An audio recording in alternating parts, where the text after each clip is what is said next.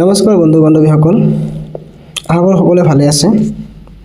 তো আপোনালোকে সকলোৱে জানে যে আজি 2025 চনৰ 1 জানুৱাৰী তাৰিখে অসম চৰকাৰে আমাৰ যি ৰাজ্যিক অতিথিশালা কইনাদাৰত আছে তাতে এখনি কেবিনেট বৈঠক অনুষ্ঠিত কৰিছিল আৰু এই বৈঠকতে ৰাজ্যৰ কৰ্মচাৰীসকলৰ কল্যাণাৰ্থে এক দৃঢ় পদক্ষেপ গ্ৰহণ কৰিছে।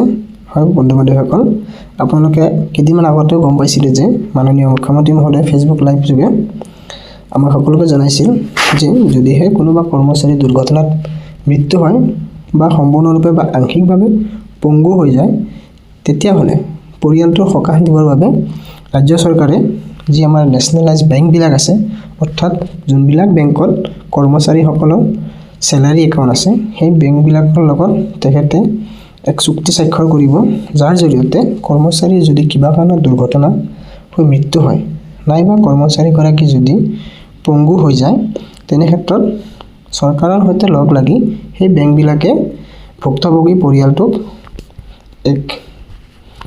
এক মোটা অংকৰ ধন প্ৰদান কৰিব। হয় বন্ধু বান্ধৱীসকল, ইয়াত মুখ্যমন্ত্ৰীগৰাকীয়ে কৈছিল যে যদিহে কোনোবা চৰকাৰী কৰ্মচাৰী দুৰ্ঘটনাত মৃত্যু হয় তেনে ক্ষেত্ৰত কৰ্মচাৰীগৰাকীয়ে 1 কোটি টকা লাভ কৰিব আৰু যদিহে তেখেতে সম্পূৰ্ণৰূপে পংগু হৈ যায় তেনে ক্ষেত্ৰত 1 কোটি টকা লাভ কৰিব আৰু যদি আংশিকভাৱে পংগু হয় তেতিয়াহ'লে 70 লাখ টকা এটা লাভ কৰিব বুলি তেখেতে জনাইছিল। তাৰে ফলস্বৰূপে চাওক আজি 1 জানুৱাৰী তাৰিখে তেখেতে কথা দিয়া মতে আজি কেবিনেটত এই বিষয়ে সিদ্ধান্ত লোৱা হৈছে। হয় ইয়াত চাওক আপোনালোকে অসম চৰকাৰৰ কৰ্মচাৰীৰ বাবে বীমাৰ সুবিধা। হয় বন্ধু বান্ধৱীসকল, এই যে আমাৰ কেবিনেট এয়া অনুষ্ঠিত হৈছিল আজি 1 তাৰিখ দিনৰ 11 বজাত আমাৰ যি ৰাজ্যিক অতিথিশালা কইনাধৰা তাতে খানাপাৰাত তাতে হৈছিল। তো ইয়াত কিছুমান গুৰুত্বপূৰ্ণ সিদ্ধান্ত সেইবিলাক চাওক। ৰাজ্য চৰকাৰৰ কৰ্মচাৰীৰ দৰমহাৰ ক্ষেত্ৰত উল্লেখনীয় সুবিধাসমূহ। তো ৰাজ্য চৰকাৰৰ কৰ্মচাৰীৰ যি দৰমহা আছে দৰমহাৰ ক্ষেত্ৰত কিছুমান উল্লেখনীয় কথা বা ডিচিশ্যন ইয়াত লোৱা হৈছে। তো আপোনালোকে চাওক,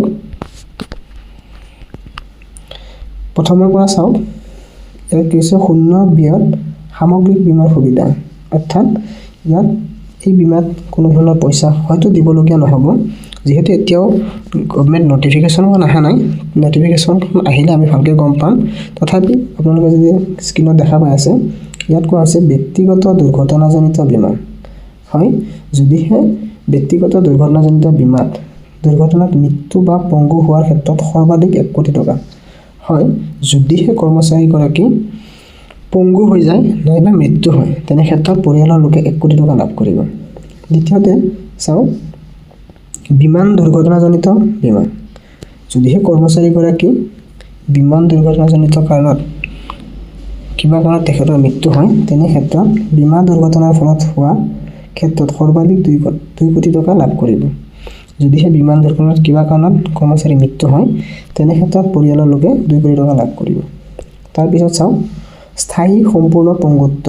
হয় যদিহে কৰ্মচাৰীগৰাকী এক্সিডেণ্টৰ ফলত সম্পূৰ্ণৰূপে পংগু হৈ যায়, তেখেতে কোনো কাম বন কৰিব নোৱাৰা হৈ যায় তেনে ক্ষেত্ৰতো তেখেতে সৰ্বাধিক 1 কোটি টকা লাভ কৰিব বুলি কৈছে। হয় তাৰপিছতে চাওক স্থায়ী আংশিক পংগুত্ব।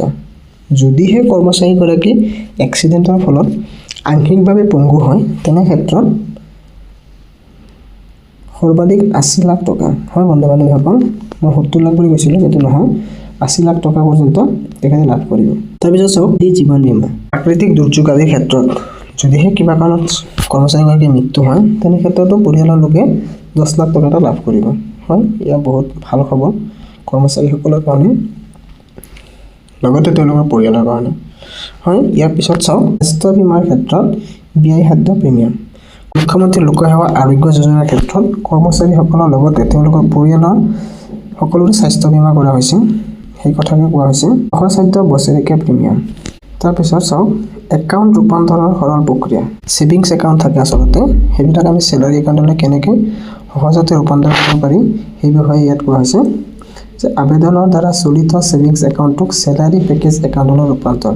হয় বন্ধুসকল, যদিহে আপোনাৰ ছেভিংছ একাউণ্ট আছে য'ত আপুনি চেলাৰী উইথড্ৰ কৰে তেনে ক্ষেত্ৰত আপুনি এখন এপ্লিকেশ্যন দি সেই আপোনাৰ চেলাৰী একাউণ্টটো বন্ধুসকল আপোনালোকে এখন আবেদনৰ দ্বাৰাই আপোনাৰ ছেভিংছ একাউণ্টটো চেলাৰী একাউণ্টৰ পেকেজটোলৈ কনভাৰ্ট কৰিব পাৰিব বা ৰূপান্তৰ কৰি ল'ব পাৰিব।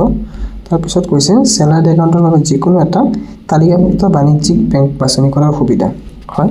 কৰ্মচাৰীসকলে যিকোনো এটা বাণিজ্যিক বেংক ইয়াৰ তালিকাভুক্ত হ'ব লাগিব, অৰ্থাৎ নেশ্যনেলাইজ বেংক, যেনেকৈ ধৰকচোন state bank of India, union bank of India, Canara bank, Baroda bank, এইবিলাক হ'ল আমাৰ নেশ্যনেলাইজ বেংক।